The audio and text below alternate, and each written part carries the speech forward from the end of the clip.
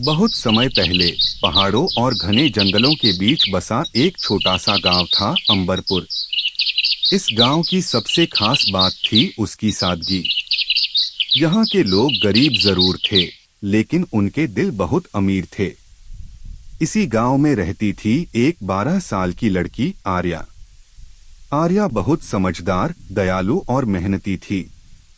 लेकिन उसकी जिंदगी में एक कमी थी। उसके पिता कई साल पहले बीमार होकर चल बसे थे।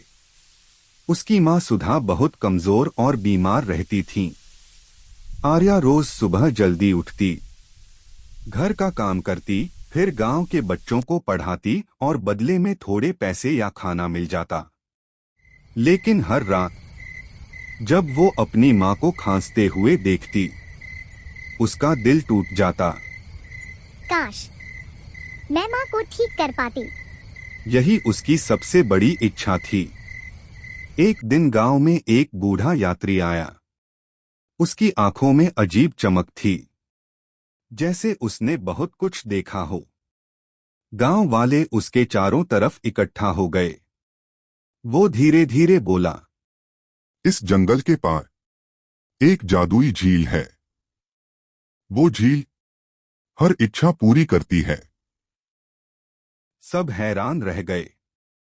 आर्या की आंखें चमक उठीं, लेकिन फिर बूढ़ा रुक गया और उसकी आवाज भारी हो गई। लेकिन हर इच्छा के बदले वो कुछ छीन लेती है। गांव में सन्नाटा छा गया। जो लोग वहां गए वो लौटे तो सही, लेकिन कुछ बदल चुका था। आर्या के मन में डर भी था, लेकिन मां को बचाने की चाह उससे बड़ी थी। उसने मन ही मन फैसला कर लिया, वो झील तक जरूर जाएगी। अगली सुबह बिना किसी को बताए आर्या जंगल की तरफ निकल पड़ी। जंगल बहुत घना था। पेड़ों की शाखाएं जैसे आसमान को छू रही थीं। हवा में अजीब सी खामोशी थी। चलते चलते उसे डर लगने लगा, लेकिन मां का चेहरा याद आते ही वो आगे बढ़ती रही। रास्ते में उसे एक घायल हिरण मिला। हिरण दर्द से कराह रहा था। आर्या रुक गई।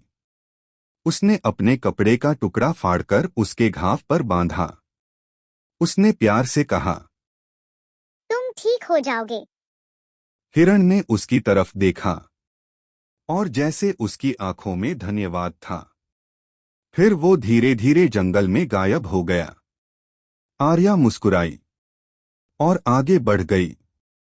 कई घंटों के बाद वो एक खुली जगह पर पहुंची और वहां एक चमकती हुई झील थी। झील का पानी नीले और चांदी जैसा चमक रहा था, जैसे उसमें हजारों तारे तैर रहे हों। आर्या धीरे धीरे झील के पास गई। अचानक पानी में लहर उठी और एक आवाज गूंजी, तुम यहाँ क्यों आई हो?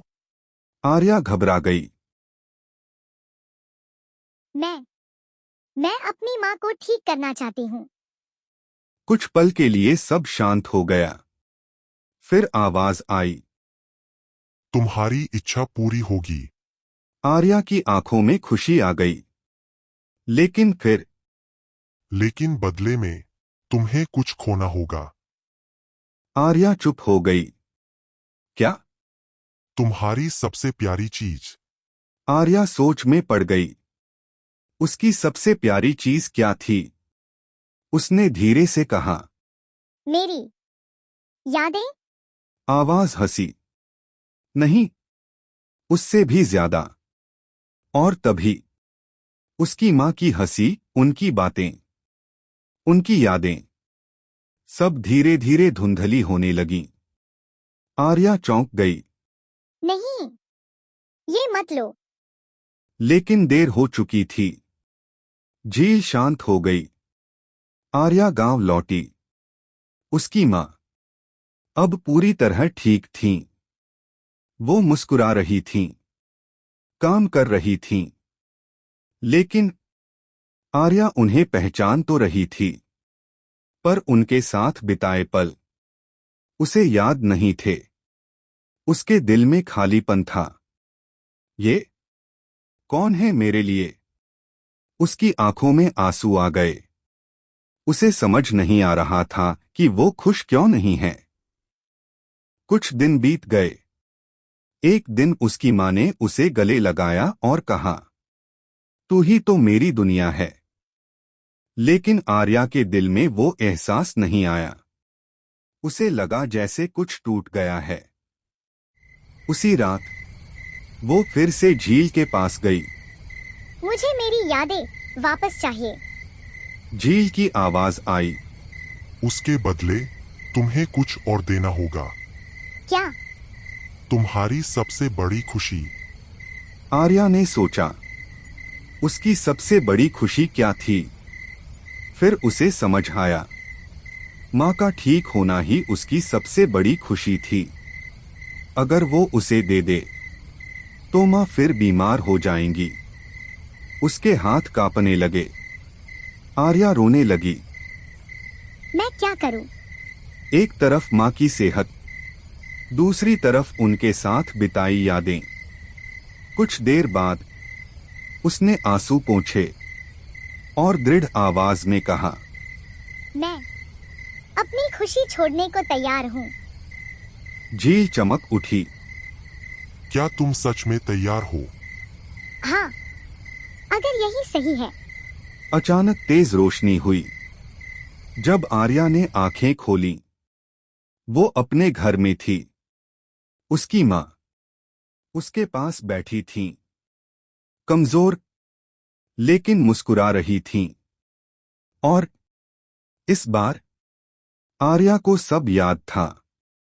उनकी हंसी, उनका प्यार, उनके साथ बिताए हर पल। आर्या रोते हुए माँ से लिपट गई। माँ, माँ ने कहा, क्या हुआ? आर्या मुस्कुराई। कुछ नहीं, अब सब ठीक है। उस दिन आर्या ने समझ लिया, सच्ची खुशी चीजों में नहीं, रिश्तों में होती है। और त्याग सबसे बड़ा प्यार होता है। अंतिम संदेश, हर इच्छा पूरी होना जरूरी नहीं, सही होना जरूरी है। त्याग में ही सबसे बड़ी खुशी छुपी होती है।